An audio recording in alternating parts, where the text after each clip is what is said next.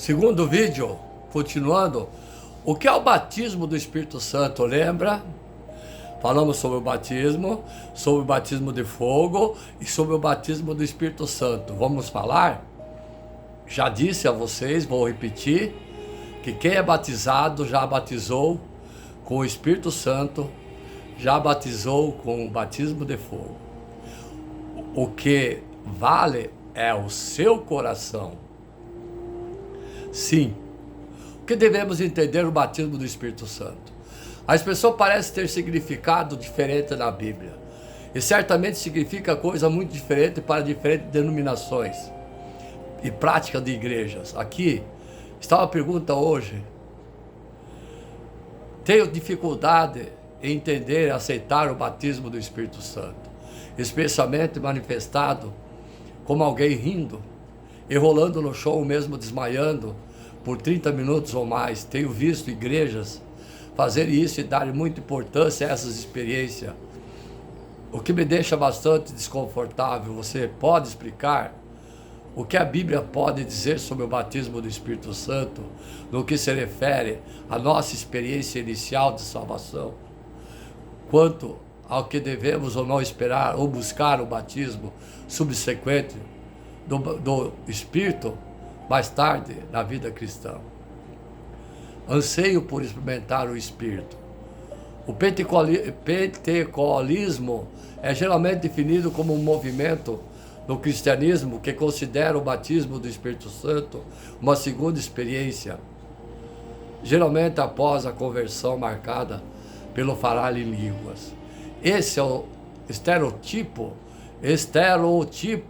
de qualquer forma do que significa pentecostalismo. Isso é realmente uma simplificação exagerada. Amados e amadas, antes de dar sequência, eu quero deixar claro à família, a todos vocês. Eu estou tentando explicar para vocês o que é batismo do Espírito Santo e o que é batismo de fogo. E já disse que se você batizou, se arrependeu dos pecados, tornou-se um novo homem, você já é batizado com o batismo de fogo, com o batismo do Espírito Santo. Amém? O que é o batismo de fogo? É o batismo do Espírito Santo. Amém?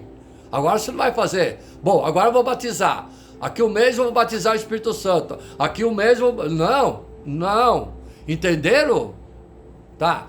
Eu estou apenas tentando mostrar a diferença um do outro, que é igual. Amém? Amém. Vamos em frente. Acredito que essa ênfase na natureza experiencial do Espírito é precisamente a razão pelo qual o movimento tem sido tão dinâmico e eficaz. Pessoas em todos os lugares estão sedentas por realidades experiencial, não apenas por fatos doutrinários ou históricos, que estão afirmando com a mente. Essa é a maneira estereotipada de pensar sobre o cristianismo. Temos uma lista de doutrinas, temos uma lista de comportamentos, acreditamos nas doutrinas, praticamos os comportamentos e inferimos o que pertencemos a Deus e que algo sobrenatural está acontecendo. Mas ninguém vivencia nada. É por isso que o pentecostalismo está tendo o sucesso que tem, porque eles estão certos nisso. Eles estão certos ao dizer que o Espírito Santo é ter uma realidade que se vivencia. Dois usos diferentes. É importante esclarecermos o significado do termo bíblico como batismo no ou com o Espírito Santo, porque é um termo bíblico, faz parte da experiência cristã. Amém? Então, amados e amadas, falamos muito sobre batismo, certo? Agora vamos dar sequência. Não tente mudar o que você não pode. Suporte-se uns aos outros e perdoe as queixas que tiverem um contra os outros. Perdoe como o Senhor lhe perdoou. Colossenses capítulo 3, verso 13. Tentar mudar o que você não consegue só irá trazer frustrações e sensação de fracasso. Por isso, é muito bom e muito importante você saber o que está ao seu alcance e o que não é capaz de mudar. A Bíblia diz que nós somos cooperadores de Deus. 1 Coríntios capítulo 3, verso 9. Ou seja, somos parceiro dele. E como em toda parceria, cada um deve fazer parte para que haja mais progresso. Essa parceria funciona melhor quando você entende o seu papel e faz aquilo que precisa ser feito. Porém, muitos de nós temos tentado mudar a nós mesmos e as pessoas ao nosso redor, enquanto só Deus pode fazer isso. Tentamos mudar o marido, a esposa, os filhos e as circunstâncias, mas não conseguimos sequer mudar a nossa vida. Não é à toa que existem tantas pessoas frustradas nesse mundo. Elas mal conseguem controlar suas vidas e ainda querem controlar a vida dos outros. E se dissermos a elas para relaxarem, confiar em Deus, dirão que já fazem isso. Mas suas atitudes demonstram que só confiam em si mesmas. Devemos entender que só Deus pode fazer mudanças verdadeiras em nossas vidas. O caminho dele não são os nossos, e o tempo dele é bem diferente do nosso. Por isso devemos tomar cuidado para não atropelarmos as coisas e querermos fazer tudo do nosso jeito. A nossa ansiedade não fará com que Deus se apresse. Pelo contrário, apenas tornará a espera mais longa e frustrante. Então, simplifique sua vida, amado e amada, filhos, família, e pare de querer carregar o mundo nas costas. Se você ama as pessoas e quer que elas mudem de vida para o próprio bem delas, saiba que Deus deseja muito mais. Porém, você precisa colaborar com Ele, orando, confiando, jejuando, para que as mudanças aconteçam. Sim, amadas e amados. Vamos ver então 7 mudanças, 7 fatos para você mudar a sua vida. Certo? 7 sinais de que você está sofrendo um ataque espiritual. Atenção, filhos, atenção, amados e amadas. Ouçam. Há alguns anos, alguém sofria de um ataque cardíaco. A pessoa tinha pouca chance de sobreviver, pois não sabia o que estava acontecendo e ignorava os sintomas até que foi tarde demais. Com o avanço da medicina, começaram a identificar sinais de alerta comuns, como desconforto, pressão no peito, dor nos braços, falta de ar. Então divulgaram esses sinais de alerta e isso aumentou muito a taxa de sobrevivência das vítimas do ataque cardíaco. De um modo parecido, nós cristãos também sofremos ataques, porém espirituais. E quando estamos sendo atacados pelo inimigo, é fundamental conhecermos os sinais de alerta se quisermos sobreviver a essa guerra. Perda do desejo de buscar Deus. O objetivo principal de qualquer ataque do diabo é impedir a obra de Deus na sua vida. Por isso, o primeiro sinal de que você está sendo atacado espiritualmente é que você não tem mais vontade de buscar Deus, de confiar em Deus. Eu sei que não devemos depender dos nossos sentimentos, pois somos chamados a viver pela fé. Romanos capítulo 1, verso 17. Mas existe uma diferença entre fazermos as coisas para Deus apenas por obrigação e fazermos porque estamos sentindo desejo. Quando estamos apaixonados por Deus, nós temos o prazer nas suas coisas naturalmente, e esse prazer que o inimigo tenta roubar de você. O desgaste físico. O segundo sinal de um ataque espiritual é o desgaste físico. Eu sei que não parece muito espiritual, mas lembre-se de que nós somos espírito, alma e corpo. Se o nosso corpo está muito fraco, nós temos dificuldades em vigiar nossos pensamentos, a alma. Isso pode afetar negativamente o nosso espírito. Muitas vezes nós recebemos nossos maiores ataques pouco antes de uma grande vitória ou logo após ela. Lembre-se que quando você estiver passando por uma grande provação, privação, tribulação, pois o ataque espiritual às vezes pode ser um sinal de que você está prestes a ter uma grande vitória em sua vida. Terceiro, falta de recursos. O terceiro sinal de que você está sofrendo um ataque espiritual é quando todas as portas se fecham. Nesses momentos parece que todos seus recursos secam ao mesmo tempo. O ataque do inimigo, nesse caso, são para tirar os nossos olhos de Deus e colocá-los no dinheiro ou em um caminho mais fácil. Se o diabo conseguir fazer o que você fique preocupado, ao invés de adorar ao Deus, você poderá tomar as decisões baseado nas oportunidades que surgirem e não na direção de Deus. Lembre-se que existem 2 momentos na sua vida no qual é mais fácil cair em tentação, quando você não tem nada e quando você tem tudo. Por isso, fique perto de Deus em ambos os momentos bons e maus. Quarto, a vida de oração fraca. O quarto sinal de que você está sofrendo ataque espiritual é uma vida de oração fraca. Isso acontece justamente quando você está precisando orar mais. Foi o que aconteceu quando Jesus estava para ser entregue para ser crucificado, e os discípulos não tiveram força para orar junto a ele. Veja, então voltou seus discípulos e os encontrou dormindo. Vocês não puderam vigiar comigo nem por 1 hora? Perguntou ele a Pedro. Vigie e ore para não que caiam em tentações. O espírito está pronto, mas a carne é fraca. Mateus capítulo 26, versos 40 e 41. Quinto, sobrecarregado pelas circunstâncias. Você está se sentindo oprimido pelas circunstâncias? Isso pode ser um sinal de que você está sendo atacado espiritualmente. Quando nós perdemos a esperança por algum motivo, o nosso coração fica doente e não demora muito para que fiquemos fracos para superar as adversidades. A Bíblia diz: a esperança adiada desfalece o coração, mas o desejo atendido é a árvore da vida. Provérbios capítulo 13, verso 12. Ela também nos diz: a fé é a certeza daquilo que esperamos e a prova das coisas que não vemos.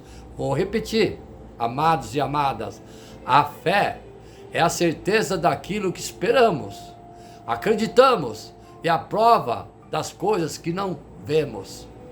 Hebreus capítulo 11, verso 1. Se o inimigo conseguir fazer com você perca a esperança, ele fará com que você perca a fé. Sim. Então, se algo não der certo em sua vida, se as promessas de Deus parecem demorar, ou se alguém traiu sua confiança, não desista, lute. Não feche seu coração e nem pare de buscar Deus, seu Pai. Não deixe o inimigo roubar a semente da fé e a esperança que o próprio Deus colocou em você. Lembre-se que um dia eu disse que Deus, Ele tem ciúme de seus filhos, no bom sentido. Por quê? Ele não quer que o diabo tome seus filhos. Ele cuida sempre das suas ovelhas e do seu aprisco. Hábitos e pecados antigos começam a voltar. O sexto sinal de que você está sofrendo ataque espiritual é que os pecados antigos começam a ressurgir em sua vida. Muitas vezes você começará a sentir vontade de praticar velhos hábitos e dar lugar ao pecado que você já tinha sido liberto no passado. Isso acontece quando as coisas ficam difíceis e a sua carne quer ter um momento de descanso e prazer. Então você começa a ter pensamentos como: eu mereço um descanso. Bom, eu vou fazer um pecadinho pequeno, só um pecadinho, não é pecado não. Tenho passado por tantas lutas, se eu posso cometer aquele pecadinho, Deus não vai se importar, Ele não vai notar não. Ele sabe que estou carente, precisando de uma alegria, um amor, etc. Se você está assim, ouça o que eu vou te dizer. Não ignore as advertências do Espírito Santo. Ouça no seu coração que o Espírito Santo está sussurrando, te avisando. Seja sincero em suas orações e peça ajuda a Deus. Muitos, por voltar à prática dos velhos pecados, acabaram desistindo da fé e hoje têm uma dificuldade enorme para voltar aos caminhos do Senhor. O melhor caminho é vigiar, orar e não desistir jamais. Foi para a liberdade que Cristo o libertou. Portanto, permaneça firme e não se deixe submeter novamente o jugo da escravidão. Gálatas capítulo 5, verso 1. 7. Afastar das amizades espirituais. Quando os pecados antigos começam a voltar, o próximo sinal de ataque espiritual é esse. Você começa a se afastar das amizades que Deus colocou no seu caminho. Olha ao seu redor. Você já parou de relacionar-se com a pessoa da sua igreja, seu irmão? Os seus amigos que gostam de cometer pecados estão mais perto de você do que os seus amigos espirituais, que te dão bons conselhos, bons exemplos.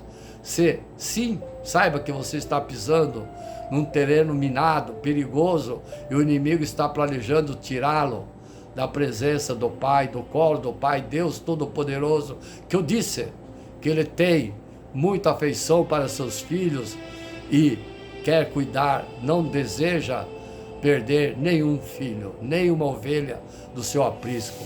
A Bíblia diz: não se deixe enganar, as más companhias corrompem os bons costumes. 1 Coríntios capítulo 15, verso 33. 5. Atitudes que podem destruir os ataques do inimigo. Sim. Depois que você tomar uma posição contra o ataque do inimigo, agora estão 5 atitudes que você deve tomar. Primeiro, não se esqueça de quem você é. Você não mudou apenas de religião quando aceitou Cristo como seu Senhor e Salvador. Você mudou de lado espiritualmente falando. Você estava nas trevas e agora está na luz. Você estava ao lado do perdedor e agora está ao lado do ganhador, Yeshua Mashiach, que te faz vencedor em todas as coisas. 2. Não ignore seu tempo e lugar de oração. Essas duas coisas são vitais para uma vida abençoada. Um tempo de oração todos os dias e um lugar para você orar. 3. Não abandone o lugar onde você recarrega as suas energias. A igreja ou a Bíblia. 4. Não saia de perto dos seus amigos espirituais, a igreja, os irmãos, o culto, a Bíblia. É sempre bom estar perto de pessoas que vivem mais, fizeram mais do que você e podem te dar conselhos sábios, ter mais experiência. Não saia debaixo da proteção pastoral. Geralmente, quando as pessoas querem se desviar do caminho de Deus, elas fogem dos líderes espirituais, dos irmãos, com medo deles apontarem o dedo. Mas isso é um grande engano, pois os líderes são pessoas escolhidas por Deus para cuidar da sua vida e não para te jogar pedras. Se você fez isso, não espere até que o inimigo o machuque ou a machuque, ainda mais para que você procure auxílio daqueles que têm o papel na sua vida. Se você estiver sendo atacado espiritualmente pelo inimigo, lembre-se que Deus te deu o livre-arbítrio. Então, se você decidir buscá-lo, não há o poder nesse mundo que possa te derrotar. Deus é o maior interessado em sua vida e você deve seguir as dicas acima para estar preparado para vencer. Sempre vencer, nunca desistir, jamais em tempo algum. Sim, amados e amadas, 5 exemplos,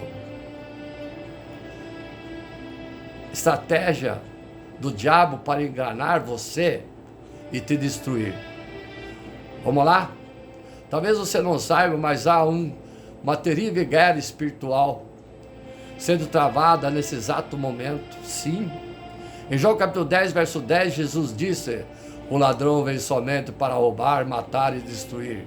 Mas eu vim para que vocês tenham vida e a tenham em abundância. Ou seja, assim como há um Deus que nos ama muito, que quer nos dar uma vida feliz e abençoada, há também um ladrão conhecido como o diabo, que luta todos os dias, todos os momentos, todo instante, para tentar te roubar do colo do nosso Pai e te roubar a sua paz e te destruir.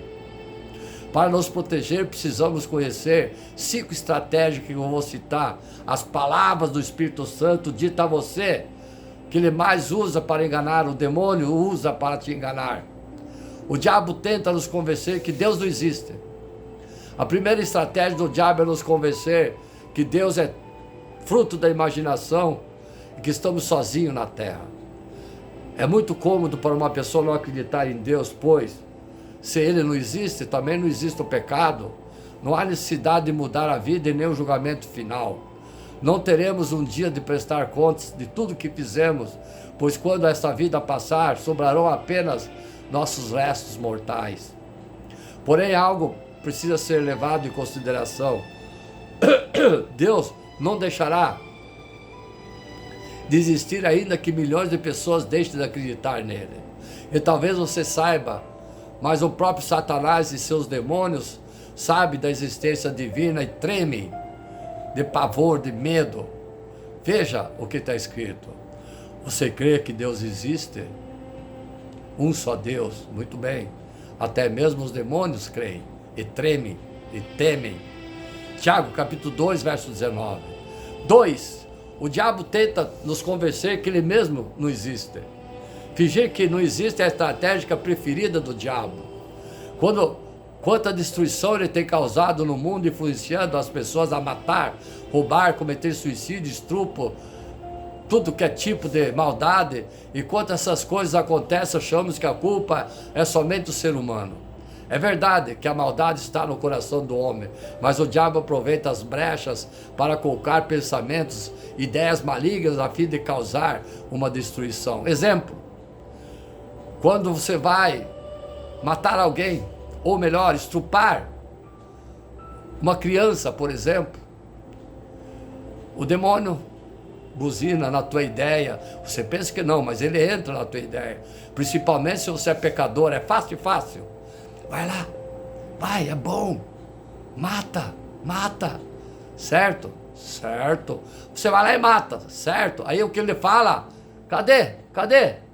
Ele faz isso para você. Manda as favas. O diabo é assim. Por isso, fazer alguém acreditar que não existe é a sua tática mais covarde, pois as pessoas ficam desprotegidas por não saberem que estão sendo atacadas e acabam sendo as primeiras a cair. Veja o que Jesus disse. O diabo foi homicida desde o princípio e não se apegou à verdade, pois não há verdade nele. Quando mente, fala a sua própria língua, pois é mentiroso e é o pai da mentira. João, capítulo 8, verso 44. Terceiro, o diabo tenta nos convencer que a Bíblia não é a palavra de Deus. Em João capítulo 8, Jesus disse que se conhecermos a verdade, ela nos libertará. Por isso, o diabo tentará de todas as maneiras nos fazer pensar que a Bíblia é somente um livro, escrito por homens e cheio de erros e controvérsias. Ele não quer que sejamos livres e salvos da condenação eterna, por isso fará as pessoas criticarem os ensinamentos de Jesus e até zombar da sua palavra. Sim, sua promessa de voltar a esse mundo. Afinal, é mais fácil criticar, inventar desculpa do que obedecer à palavra de Deus, não é mesmo? Veja o que está escrito. O Deus dessa era, Satanás, cegou o entendimento dos descrentes para que não vejam a luz do Evangelho da glória de Cristo, que é a imagem de Deus. 2 Coríntios capítulo 4, verso 4. Quarto, o diabo tenta mostrar que o pecado é algo normal e divertido, é um pecadinho. O diabo gosta de enganar, mostrando que o pecado é algo bom, que não traz consequência nenhuma. Ele sussurra nos seus ouvidos, como eu já dei o exemplo lá, mata para você ver. Só um pouquinho, não faz mal. Pratique o sexo, estrupe, só um pouquinho, não faz mal. Você merece ser feliz no momento, acima de tudo, diz o diabo. Isso não tem nada a ver. Você é quem manda na sua vida, ninguém mais. O que é bonito é para ser mostrado. Vá, põe uma mini saia, mostre tudo. Essas são apenas alguma desculpa usada para transformar aquilo que Deus condena em algo bonito é aceitável. Fuja desse tipo de comportamento. A Bíblia diz: há caminhos que parecem certo ao homem. Eu repito, há caminhos que parecem certo ao homem, mas no final conduz à morte. Provérbios capítulo 14, verso 12. Copiaram? Quinto, o diabo tenta nos oferecer algo para substituir Deus. Você se lembra que o povo hebreu, que foi liberto das mãos do faraó, atravessou o mar vermelho a pés enxutos e depois enfrentou o deserto por 40 anos? Sim. Certa vez o líder Moisés teve que subir o Monte Sinai para receber os 10 mandamentos. Ele ficou lá 40 dias e durante esse tempo Arão e seus irmãos construíram um bezerro de ouro para o povo adorar, pois achavam que Moisés não voltaria jamais. Viu como esse povo era fraco? Da mesma forma, quando precisamos lidar com o silêncio de Deus, e quando parece que as suas promessas não irão se cumprir, o diabo nos oferece o caminho mais fácil, seja através do pecado para satisfazer a nossa carne, os prazeres do mundo, os prazeres da carne, ou algo para ocupar o lugar de Deus. Por exemplo, muitas vezes deixamos de orar ou ir à igreja, não temos tempo para Deus, não temos tempo para ler a Bíblia, comichão do diabo na sua mente, porque temos aquele seriado imperdível, ou programa de televisão, ou porque tem um jantar, ou porque não desgrudamos da internet, do celular, do jogo, super divertido. Você se esquece do teu Pai, o Deus Todo-Poderoso que te deu vida, te dá tudo o que você é e o que você tem. Para alguns, o bezerro de ouro talvez seja um relacionamento amoroso, o vício da pornografia, a busca por reconhecimento, status, fama, dinheiro, ambição, formação, academia, enfim, muitas dessas coisas são boas e necessárias, mas se torna idolatria, sim, quando deixam de priorizar Deus. Exemplo, atenção senhoras, você cultivar o teu corpo, não tem tempo para Deus, você está praticando idolatria, tu está adorando o teu corpo e deixando o Criador pela criatura que é seu corpo. É claro que você fazer exercício é saúde, vocês entenderam, eu não vou repetir. E como podemos vencer essa influência maligna? Os seguintes versículos dão uma pergunta: sejam sóbrios, vigie, o diabo, o inimigo de vocês, anda ao redor como um leão, rugindo e procurando a quem possa devorar. 1 Pedro capítulo 5, verso 8. Submete-se a Deus, resista ao diabo, ele fugirá de vocês. Tiago capítulo 4, verso 7. Visto toda a armadura de Deus para poderem ficar firmes contra as ciladas do diabo. Efésios capítulo 6, verso 11. O diabo sabe desde o princípio que o seu destino final será terrível. Seu objetivo é levar consigo o maior número possível de almas para o inferno.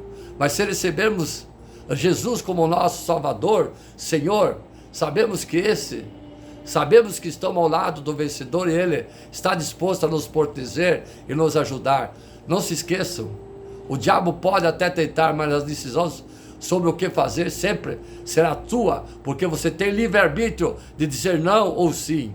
Então resista, seja forte, pois o Senhor promete estar sempre ao seu lado. Amém? Então, amados, avista a armadura de Deus e derrote o diabo. Se você aceitou Jesus como Salvador, Senhor e Salvador de sua vida, você recebeu a autoridade dele. E agora você precisa saber usar essa autoridade para que o inimigo não tenha domínio sobre você. Vivemos em uma guerra espiritual e se quisermos sair vitoriosos, devemos usar a armadura de Deus. Lembre-se, família, todas as orações que eu faço, sempre peço que Deus blinde a minha família contra os ataques, os dardos inflamados do inimigo, os comichão do demônio, com a sua armadura, blindando em nome de Jesus. Certo? Devemos sempre usar a armadura de Jesus, nos revestir, porque o diabo ataca. No livro de Efésios, capítulo 6, Paulo fala sobre essa armadura. Eu já falei uma vez numa pregação, que não pode ser vista com olhos naturais, mas pode ser visto pelo reino espiritual. E acredito, o diabo sabe que você está equipado ou não. Quero falar com você sobre diferentes partes dessa armadura. Vamos lá. Quero primeiro falar, amados e amadas, 2 exemplos.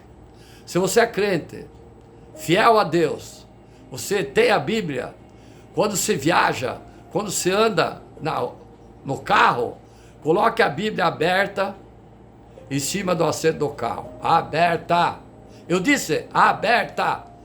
Por quê? Porque a Bíblia é uma espada contra o ataque do adversário. Porque o adversário pode até ocasionar acidente, pode até te levar à morte. Sim. Ah, mas vai encher de pó, pastor. Ou melhor, eu não sou pastor, eu sou instrumento de Deus. Pega um plástico, faz igual eu. Eu tenho um plástico da Bíblia, deixo aberto e o plástico coberto em cima. Amém?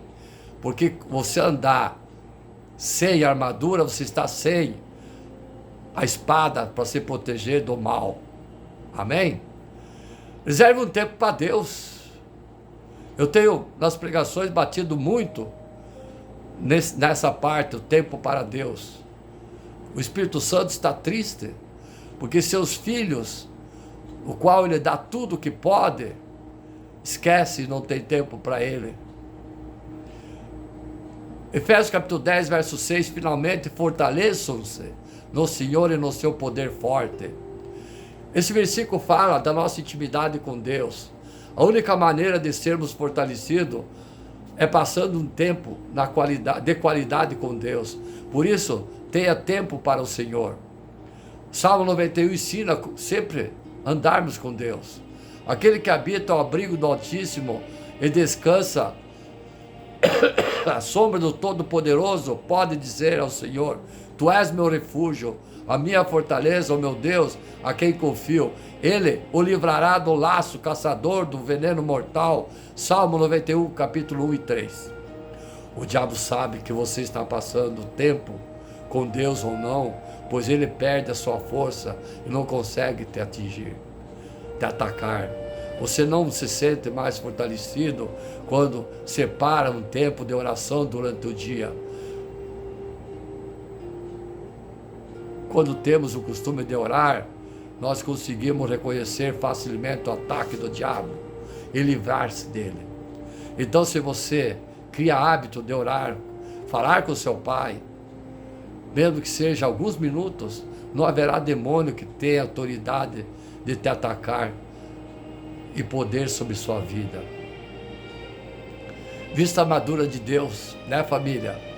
Papai sempre prega nas orações que blindem, como eu já falei lá em cima, os filhos, a família, amados e amadas, revestindo com a armadura de Deus contra todo o mal. O versículo 11 diz: vistam toda a armadura de Deus para poderem ficar firmes contra a cilada do diabo. Esse é o segundo passo para que derrotamos o inimigo. Deus nos deu presente a sua armadura, mas só saber disso não basta. A Bíblia diz que devemos vestir toda a armadura, ou seja, você precisa se revestir da sua nova natureza em Cristo. Sim, é abrir a armadura e logo em seguida a retirar. Mas se quisermos ser vitoriosos contra o pecado e o diabo, devemos vigiar e não voltarmos atrás. Seja sincero, sincera, quantas vezes você teve preguiça e ficou acomodado com as coisas de Deus? Isso acontece porque a sua carne deseja as coisas do mundo, a sua carne é fraca, os prazeres do mundo, mas você precisa resistir, se esforçar para não perder a sua comunhão com Deus. Jesus disse: o reino dos céus é tomado à força e os que usam de força se apoderam dele. Mateus capítulo 11, verso 12. Uma das maiores armas do diabo é o desânimo, a tristeza, a ansiedade, propensão ao suicídio. Ele fará o que for preciso para você parar de lutar. Você já reparou que todas as vezes que você se compromete verdadeiramente com a obra de Deus, alguma coisa acontece para que você desanime? Sim. Por que será que o diabo levanta tantas pessoas para te magoar com palavras, atitudes, se você só tem boas intenções? É porque Ele quer que você volte atrás e seja morno outra vez. Ele quer que você viva como a maioria das pessoas, sendo um simples membro da igreja que não faz diferença no mundo. Por isso, vista a armadura de Deus através da oração, leitura da palavra, da Bíblia, resistindo a tudo que atrapalhe sua vida espiritual. Portanto, submetam-se a Deus, resista ao diabo, ele fugirá de vocês. Tiago, capítulo 4, verso 7. Conheça o seu inimigo. O versículo 12 diz: a nossa luta não é contra pessoas, mas contra os poderes das autoridades, contra dominadores desse mundo de trevas, contra as forças espirituais do mal nas regiões celestes. Não deixe que o diabo te iluda, faça comichão na tua mente, fazendo você pensar que ele não está atrás das lutas que você, por detrás das lutas que você enfrenta. Ele é mentiroso, enganador, ele irá tentar te destruir sem que você perceba que é ele. Mas se você estiver com a armadura de Deus, entender que a sua luta é espiritual e não física, a sua vitória já está garantida, você está protegido. Lembre-se, servo de Deus, crentes, quando andarem de carro, coloque a Bíblia aberta no assento. Saiba disso, muitas vezes o diabo usará as pessoas para tentar frustrar os seus planos de Deus em sua vida. Por isso, se alguém tem te irritado e tirado sua paz, não se volte contra essa pessoa e nem faça vingança. O melhor é orar por ela e colocar nas mãos de Deus. Fazendo isso, você está guerreando de forma afetiva e seu coração não será contaminado pela amargura. Hebreus capítulo 12, verso 14 e 15. Amado e amada, eu digo a você, aproveitando essa palavra, se você é ofendido pelo irmão, se você é caluniado, se você tem extorsão, se você é roubado, se você levou calote, não fique triste, coloque na mão de Deus. Ele é Pai, Ele sabe o que fazer. Amém? Fique firme. Versículo 13 diz: por isso, visto toda a armadura de Deus, para que possam resistir no dia mau e permanecer inabaláveis depois de terem feito tudo. Quando os dias maus vêm, o inimigo aproveita a chance e vem nos atentar. Por isso devemos usar a nossa armadura e não ceder aos seus ataques. Nesse período difícil, a primeira coisa que somos tentados é fazer desistir de tudo. Depois duvidamos de Deus e começamos a pensar que Ele esqueceu de nós. Os israelitas levaram 40 anos para chegar à terra prometida. Amados e amadas, eu disse 40 anos para chegar à terra prometida. Vocês sabem hoje quanto tempo demora com um carro? 2 dias. E esses 40 anos eles podiam ter demorado 3 meses na época. Amém? Sendo que, segundo esses pesquisadores, poderiam ter feito em poucas semanas, como eu acabei de dizer. Isso porque gastaram boa parte do seu tempo dando ouvidos ao demônio e culpando Deus e Moisés por tudo que acontecia. Então fique firme e não deixe que a murmuração e a falta de fé destrua o teu caminho construído com Deus. A verdade e a justiça de Deus. O versículo 14 diz assim: mantenham-se firme, cingindo-se o cinto da verdade, vestindo a couraça da justiça. O cinto da verdade. O cinto da verdade é uma das peças da armadura de Deus que Ele nos dá. A verdade é a palavra de Deus. Quando estamos passando por lutas, precisamos apertar esse cinto. Isso significa que temos que nos apegar ainda mais à palavra de Deus e crer de todo o coração que ela se cumprirá. Pois o diabo irá fazer tudo para que acredite mais na derrota, para que nós acreditemos mais na derrota do que nos milagres. Ele nos lembrará que cada decepção, de cada oração não atendida e de tudo que deu errado conosco. Ele se aproveitará do seu momento de fragilidade para tentar te convencer de que a Bíblia é mentirosa. Mas se você estiver com a verdade em seus lábios e no coração, o diabo sairá derrotado. E assim como aconteceu com Jesus, que venceu no deserto. Lucas, capítulo 4, verso 1 e 13. A couraça da justiça. Também nos dias maus, Satanás fará com que tudo que você pense, o que há de errado comigo? Será que Deus não me ama? Não me ama? Ele ainda apontará seus pecados e tentará te convencer de que você não é bom o bastante para o Senhor. Ele te odeia. E é nesse momento que você deverá usar a couraça da justiça, a espada, a Bíblia, pois ele te mostrará que quem você é em Cristo. Essa peça da armadura serve para provar que você é amado incondicionalmente por Deus e te lembrar que Ele não te pune pelos erros que você comete, pois Jesus sofreu o castigo que você merecia. Isaías capítulo 53, verso 4 e 5. Então, quando o diabo começar a apontar todos os seus pecados, vista a sua couraça da justiça de Deus e diga a ele: você não tem poder para me acusar, pois Jesus me perdoou e o sangue dele me purificou e lavou minha alma de todo o pecado. Viva em paz. Versículo 15 diz: e tendo os pés calçados com a prontidão do evangelho da paz. Efésios capítulo 6, verso 15. A vida não tem valor algum se você não tiver paz. Na Bíblia nós encontramos diversas situações onde os apóstolos começam as suas cartas com as seguintes saudações: que a graça e a paz se multipliquem entre vocês. O diabo quer roubar a nossa paz e nos aborrecer a qualquer custo. E quando ficamos irritados e tristes com alguma situação ou pessoa, deixamos de ouvir a Deus, que tomamos decisões sem meditar em sua palavra e sem pensar nas consequências. Por isso, devemos ter os pés calçados com o evangelho da paz. Todos os ensinamentos de Jesus e dos apóstolos era para que tenhamos paz com Deus e com os homens. Então confie na palavra e diz e obedeça. Que a palavra diz e obedeça. Sim, o diabo não conseguirá roubar a paz dentro do seu coração. Pratique a fé. Versículo 16 diz: além disso, use o escudo da fé, com o qual vocês poderão apagar todas as setas inflamadas jogadas pelo inimigo, os dardos inflamados jogados pelo inimigo. João capítulo 11, verso 40, em que Jesus diz: não lhe falei que se você cresce, veria a glória de Deus? Isso nos mostra o quanto é simples vencer a guerra espiritual. Apenas creia e você verá a glória de Deus se manifestando em sua vida.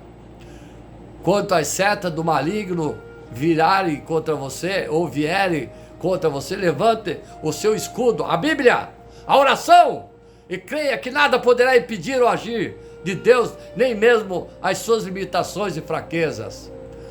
Oitavo, pense e fale. Versículo 17 diz: use o capacete da salvação e a espada do Espírito, que é a palavra de Deus. O capacete da salvação, ao colocar essa peça da armadura de Deus em sua cabeça, você começará a pensar a respeito da sua salvação. Então, quando o diabo começar a mentir para você, diga a ele: não, Satanás, não, diabo, vai embora.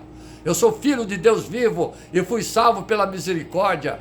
E a minha salvação é um dom gratuito que eu recebi e não algo que eu conquistei. A espada do Espírito Santo, essa é uma das partes mais importantes da armadura de Deus. Lembre da espada que eu disse a vocês. Se você quer ter vitória contra o diabo, deve usar a espada de dois gumes, a Bíblia. Isso significa confessar a palavra de Deus com sua boca e voz alta. Lembre-se daquela passagem de Lucas capítulo 4, em que Jesus foi tentado pelo diabo no deserto e ele calou apenas citando um versículo. A Bíblia é sua espada. Pegue-a e a use. O diabo não tem medo de você, mas treme de medo, temor e tremor só de ouvir o nome de Yeshua Mashiach. Ore sobre tudo. O versículo 18 diz: ore no Espírito em que todas as ocasiões, com todas as orações e súplicas, tendo isso em mente, estejam atentos e perseverem na fé, na oração por todos os santos. Isso mostra de que devemos orar por tudo e todo tempo, todo lugar. Temos que orar pelas pessoas, por nós mesmos, pelas situações do nosso país, do mundo, pelas crianças abandonadas, pelo pobre, enfim, por todos os irmãos que necessitam Deus está interessado em tudo ao nosso respeito. E é uma das formas de mantermos a relação com Ele, orando, falando com Deus. Existe uma frase muito usada por nós cristãos que diz: eu creio no poder da oração. Se realmente acreditamos nisso, então por quê? Orar é a nossa última arma de defesa. O diabo detesta quando oramos, então, para combatê-lo, ter sempre a vitória, é preciso orar e praticar a Bíblia. Vá à luta. Agora que você já sabe o que deve fazer para vencer a batalha espiritual, vista a armadura todo dia em oração, que Deus te proteja e você vá à luta. Amém. Seguindo no último, terceiro vídeo, a palavra em nome de Jesus.